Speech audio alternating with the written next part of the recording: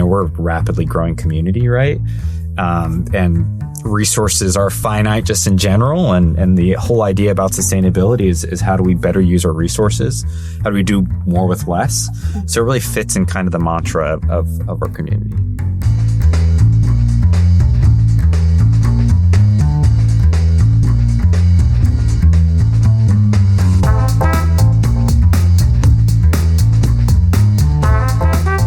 Welcome back to In Good Company with the Greater Raleigh Chamber. I'm your host, Erica Rooney.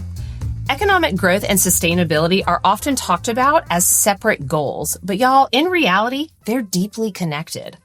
As Wake County continues to attract and retain business, long-term success depends not just on growth, but on how that growth is supported, sustained, and shared. One initiative that brings those ideas together is the Business Sustainability Roundtable, a program that connects companies, economic development leaders, and sustainability experts to strengthen business resilience across our region. Today, I'm joined by Alwang, Director of Business Recruitment and Retention with Wake County Economic Development, and we're here to talk about what this roundtable really is, why it matters, and how sustainability and economic development work hand in hand to support the regional economy. Well, Albert, I'm going to kick it off with you, my friend, and I would love for you to start by explaining your role with Wake County Economic Development and how business recruitment and retention really fit into the region's long-term growth strategy. Yeah, of course. So I lead the business recruitment and expansion team at Wake County Economic Development, and that is one of the focus of our broader team. And our main role is to support companies that are moving into the areas and or that are here and looking to expand. And how do we do that? We do that through a whole host of factors and conversations. Typically, a project will come in and, they don't really know the region. So we're kind of their front door into the region. And then we explain the benefits, the opportunities as a region that we have. At any given time, we have 40 to 50 active projects. I think today we have 48 active projects that represent more than $9 billion in capital investment and then more than 10,000 potential jobs. And an active project is something that is a company or a person that we've had conversation with in the past 30 days. And the strategy is critical kind of to our area as we think about a growing and thriving ecosystem and economy. It really is the businesses that employ folks throughout the region. It's the taxes that our communities collect from the property that they have at their facilities that really fund the schools, police services, all of the things that make this area a great place to live, right? And I think one of the biggest factors, and we always talk to companies about two things really. One is talent. So one of the benefits of our region are all the smart and fun people that live and work here, but also these companies are bringing folks from different areas, right? So they add new ideas, new competencies to the market that we haven't had before. So that's a big focus for us. And then the flip side is the existing companies that are already here, and that's a critical part of our ecosystem as well. I love it. I loved how you talked about both those who are incoming and those who are existing. And that kind of leads me to my next question that I have for you, which is from an economic development perspective, why is it important to focus on not just the new businesses, but the existing businesses that are already here in the area? Yeah. So it's a critical part of our strategy is to support all existing companies, no matter how small or how large. And, they already have ties to our region, right? And they're often one of the biggest champions for our region. And they're, they kind of tell how the region is doing. So if our companies that are here are growing and are doing well financially and are part of the community, that's a good sign that our general economy is doing well, right?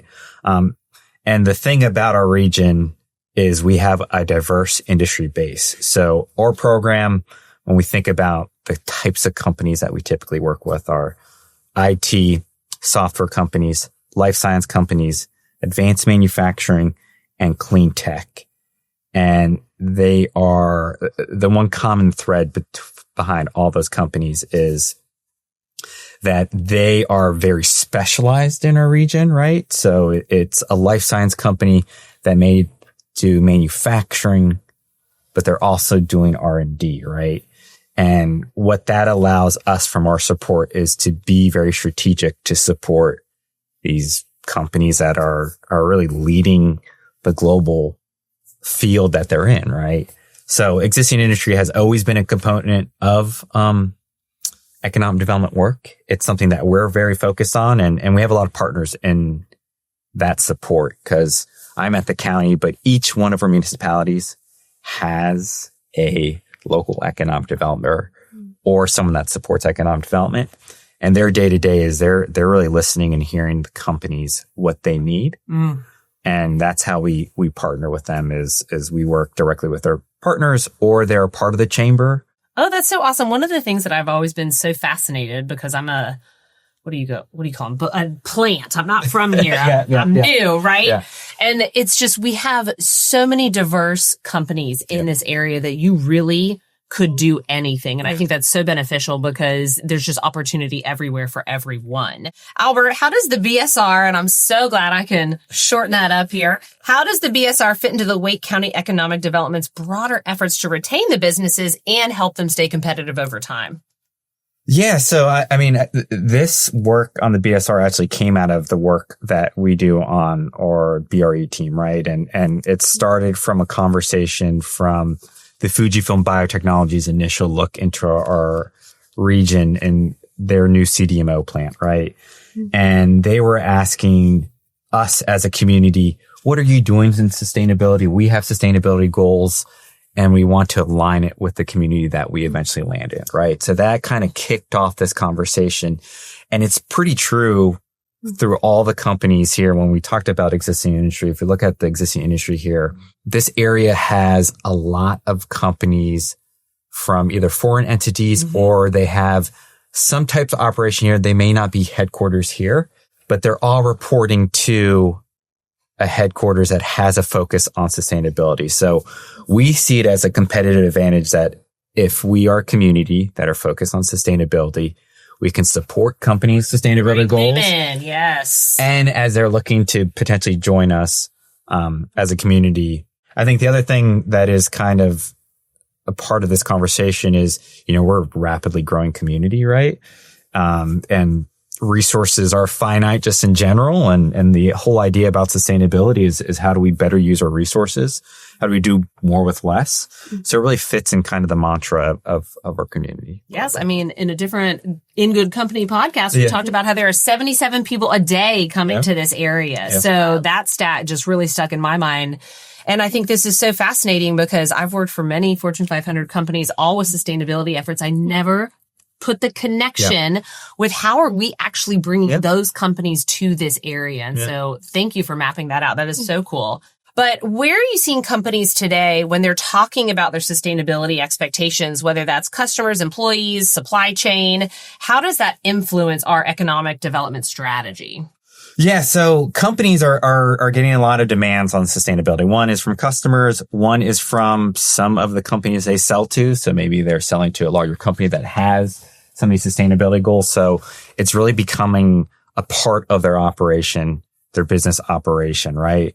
And some of the demands they're asking for us for a community perspective is really on, the big topics that BSR is focused on, right? So it is on transportation. It's on waste. It's on water. It's on energy. I think energy conversation broadly in economic development has really taken the front of a lot of communities' focus because a lot of the projects have gotten a lot bigger. As we talk about data centers, they're big energy users, right?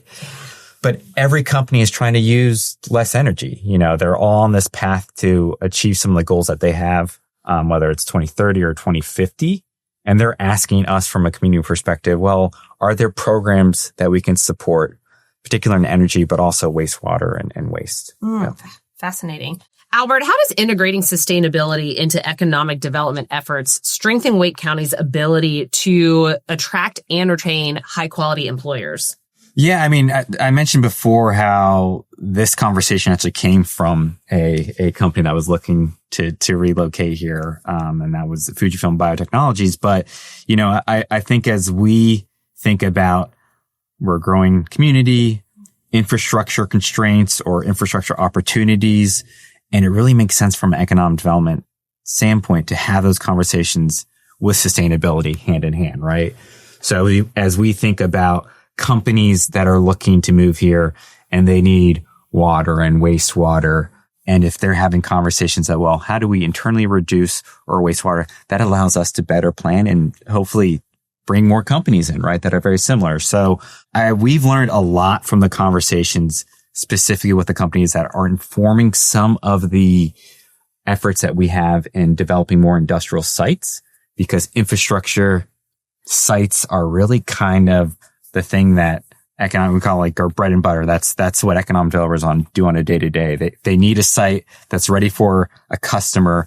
And if there's a sustainability conversation before you have that site, it allows both for companies that have a focus on it, but also, again, you're maybe able to attract more companies to that area. The other thing is, if you think about the communities here, Raleigh, Cary, Morrisville, all the municipalities in the region have a focus on sustainability. So as these companies come in, they want to be a part of that conversation. They want to be a part of that community. It helps that they are also talking the same language on sustainability, right? So we see a lot of synergies between companies and communities that all have to both have a focus on sustainability. Yeah. It's so fascinating to me being in HR. When I was doing recruiting, you could see the shift of when the prospective employees really started asking about, like, what are your sustainability efforts? Yeah. And I started to notice that, and I was like, okay, we're starting to see a shift here. Yeah. I like it. But what kind of conversations or challenges are you seeing companies bringing to the roundtable, and how does that program really help them move forward? I mean, energy is such an interesting conversation right now as we transition through administrations and through focuses just globally on what energy is, right? And our region has some unique assets with a nuclear plant right by, right? So there's new conversations around that piece of the energy field. So a lot of these companies are trying to figure out, if they were to grow, how can they get access to renewable energy, and what are the opportunities for that?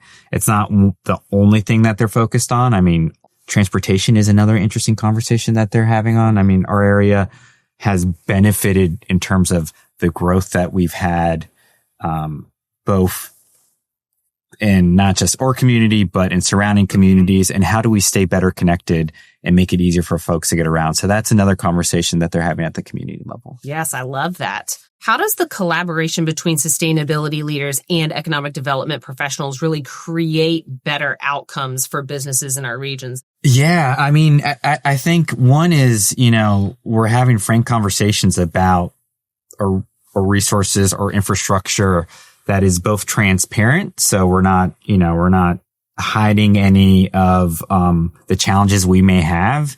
And I think one of the unique things that sustainability professionals are very aware of, they're operating in a industry that is very much focused on reducing their impact, right? So that aligns with kind of the big challenges that we have as a community, just in general.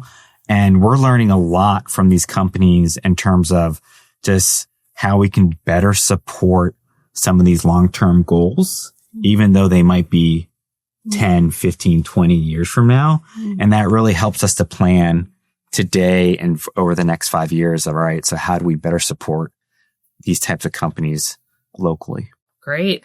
Albert, looking ahead from your perspective, how do you see programs like the BSR helping future-proof the businesses while also supporting that long-term regional growth?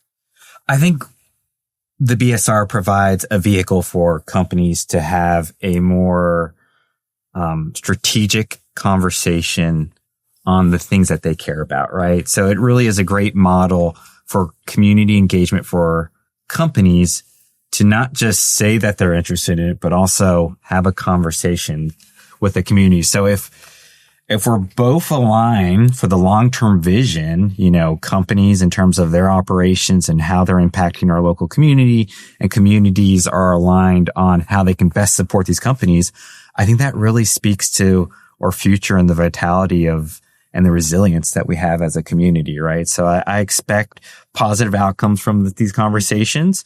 They're not just how do I change my light bulb out in my facility, right? These are really big topics that both companies and communities are having.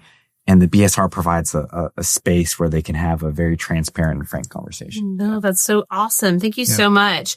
Now, today's conversation really makes it clear that sustainability and economic development aren't competing priorities.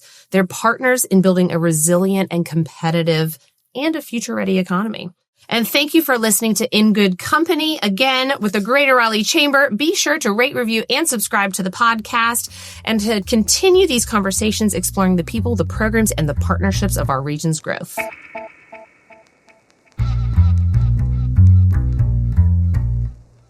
Hello, everyone. I'm Mimi Miller, the Membership Engagement Manager at the Greater Raleigh Chamber.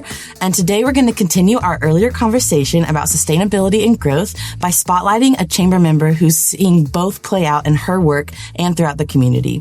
Joining me for this Mimi's Member moment is Melody Ray, co-owner of Raleigh Reclaimed. Raleigh Reclaimed is a locally rooted business built around craftsmanship, reuse, and sustainability, turning reclaimed wood into custom furniture and architectural pieces with a strong story behind each item.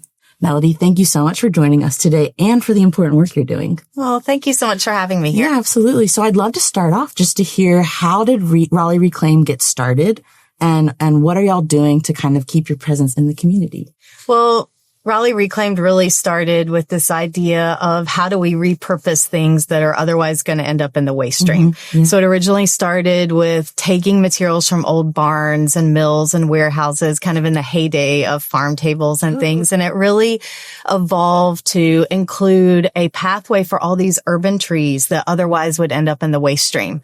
So we're a fully vertically integrated business where we salvage the trees, we craft things from them, and then install them in businesses and homes in the Triangle. That's so cool. Okay, so when you say urban trees, do you mean like trees that are growing in the city? That's right. Okay. So I think we think of forest trees, Right. but there's actually not a great place for trees that are in an urban environment. They often end up being mulched or end up in your local debris landfill. Okay, and y'all are seeing the use and the purpose and what they could be and making them something beautiful. I think that's right. so cool. Thank you. Reclaimed materials are central to your business, as you just mentioned.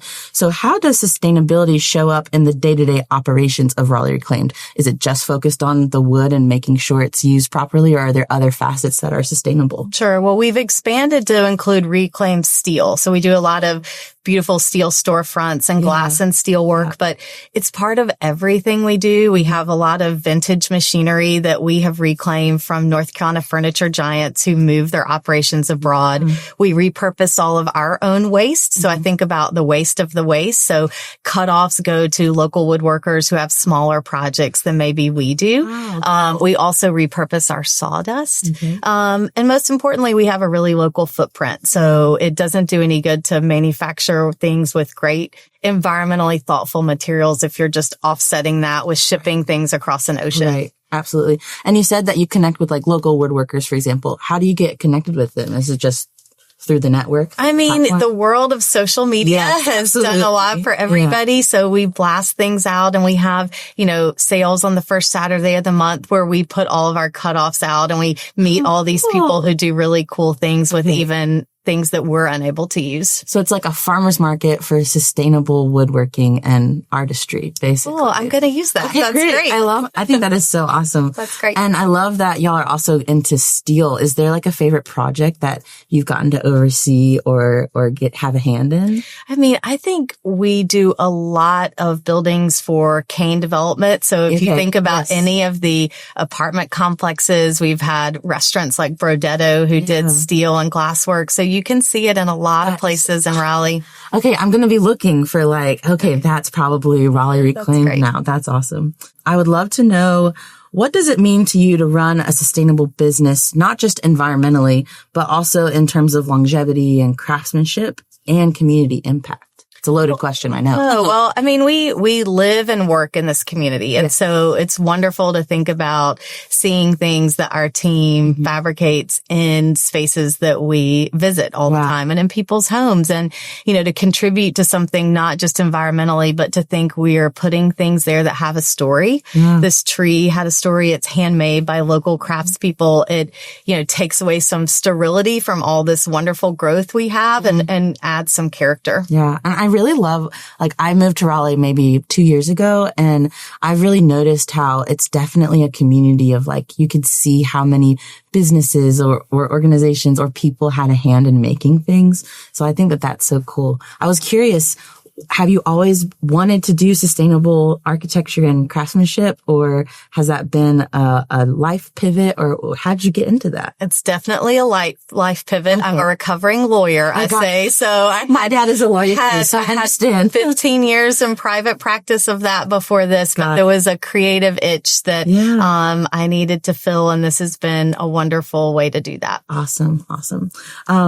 So I'd love to know a little bit about your customers. How have they responded to the idea of reclaimed materials and sustainable design? And have you seen that mindset evolve over time? Were people always open to it, or is it a new trend that people are excited about? Well, I think we live in a world where there's a greater recognition or cognizance of, okay, where is something made? What is it made with? And I think furniture is following that trend. But, we're talking to business leaders, and I think people generally want to do the right thing for the earth, but it has to make sense from an economic perspective to do that. And so I'm really proud of Raleigh Reclaimed and businesses like ours who have created business models that enable people to make environmentally thoughtful choices without compromising on their budget or design or timing. And the more people learn that's possible, I think we continue to improve how people look at sustainable design. Yeah, absolutely. You got to kind of get the word out that no, it is possible, you guys, and we're doing that. That's right. That it's not hard. It doesn't cost more. And it can be done. And so we appreciate people spreading that word. Absolutely. I'm curious, is there a point or a story that you can think back to when you were like, oh, how am I going to get this person to change their mind, and you successfully did it, or you learned from that story? I mean, I would honestly say the biggest hook is having them come to our facility. Okay. We have a 70,000 square foot facility off of Atlantic Avenue inside the city limits of Raleigh. That's awesome. And if people can come in and see, wow, these things are actually being made here, and we can see where these old trees are coming from and what they're ending up to be, I think that's a really great way to get people interested in what we do. Yeah. And maybe it's for the non-creatives or the people who aren't involved in the making process. It's kind of hard to conceptualize a tree to a table or what have you. So that's cool that you have that space to show them. And it sounds like a pretty large space to show them kind of how that work happens. That's so cool. You mentioned Kane Realty earlier. They are another member of the chamber. I was curious to know, you're so engaged with the Greater Raleigh Chamber. How has being a part of the chamber supported your business or helped you connect with other values-driven leaders in the region? Well, number one, I think it has led to us meeting people who are interested in our work. It has led to actual projects that we've worked on. Great. And I think we're also a consumer as a business. We have met people who provide services or who provide goods that we want to be able to support our local community and support them too. So it's worked both ways for us. Oh, that's so important, because for me in my position, I am truly just trying to connect people with people. So I'm glad to know that, our mission is working. That's so great. Okay. For my last question, I'd love to know, for other business owners who may be interested in sustainability, but aren't really sure where to start, what advice would you share based on your experience?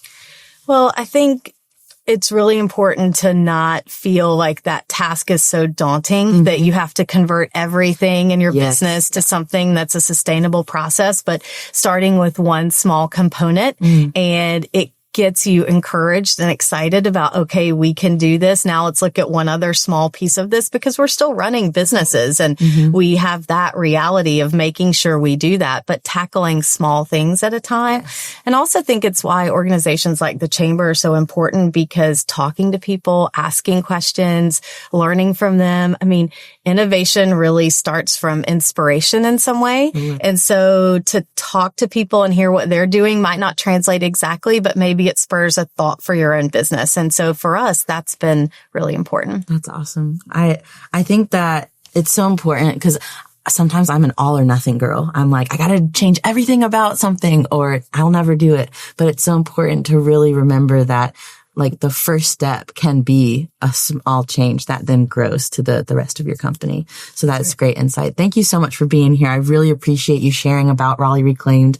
And can anyone find you on socials or anything like that? Yes. Follow us on Instagram and come by for a tour. Yeah. You don't have to have an appointment for that. We invite anybody to come by and look at it. Everybody is doing cool things there. We'd love to invite people to see it. Awesome. Well, thank you so much for being here and spending some time with us. And thank you to our listeners of In Good Company with the Greater Raleigh Chamber. We appreciate you joining us, and we'll see you next time. Thanks for listening to In Good Company with the Greater Raleigh Chamber. Be sure to subscribe on your favorite podcast platform so you never miss an episode. If you enjoyed today's show, please leave us a 5-star review and share it with your network. Keep tuning in for more insights on the Chamber's programs, events, and members, and visit RaleighChamber.org for info and to register for the Chamber's upcoming events.